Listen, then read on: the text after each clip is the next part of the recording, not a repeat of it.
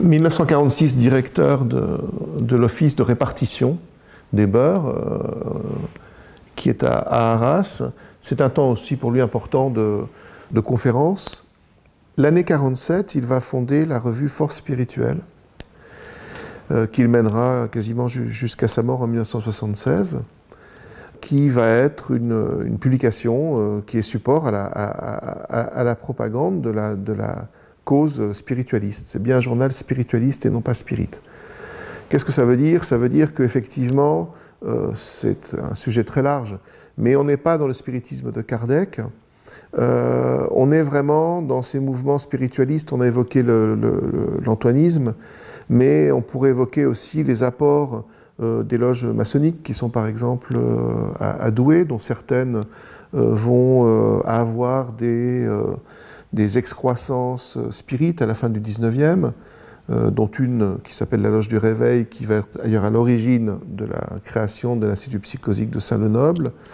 On a des influences rosicruciennes, on a vraiment tout un terrain très important, très profond, une grande hétérogénéité, mais qui va se retrouver, de penser, dans l'idée finalement, de trouver une nouvelle forme de religion, très souvent, pour certains, si ce n'est anticlérical, enfin, dans leur position, mais en tout cas, loin du dogme chrétien, et enfin, en tout cas, dans une vision du christianisme renouvelée, donc tentant à la fois de concilier les apports historiques des sciences occultes, mais aussi, par exemple, la pensée de philosophes tels que Swedenborg, par exemple, où on a vraiment une convergence de ces mouvements spiritualistes, à la fois renouveau chrétien, pour partis socialistes, mais quelquefois aussi radicaux ou autres républicains.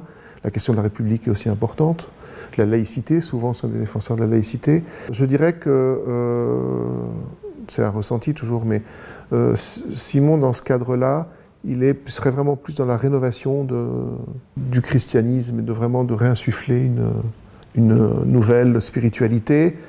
Pourquoi je dis ça? C'est parce que, en plus de sa peinture, donc il s'attache à créer cette revue qui va être un organe spiritualiste très, très, très important. Alors, spiritualiste et spirit, hein. Allan Kardec extrêmement présent, Léon Denis s'intéressait aussi au spiritisme, c'est une des figures présentes. On va aussi avoir dans cette revue des annonces, par exemple, pour des guérissages.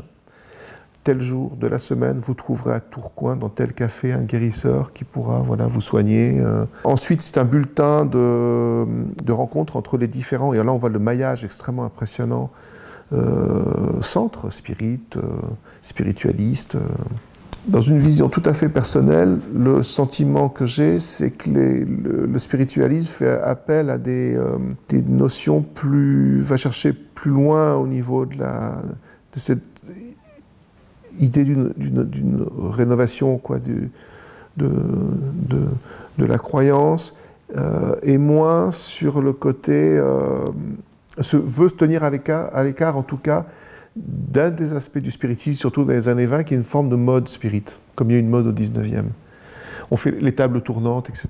aussi. Bon, Simon va faire l'expérience des tables tournantes, le sage aussi, mais on sent qu'ils ne veulent pas être là-dedans. Enfin, ils ne veulent pas être dans ce spiritisme qui peut, par certains aspects, être considéré comme mondain ou comme une pratique sociale. Où là, il y a vraiment quelque chose de recherche personnelle très profonde.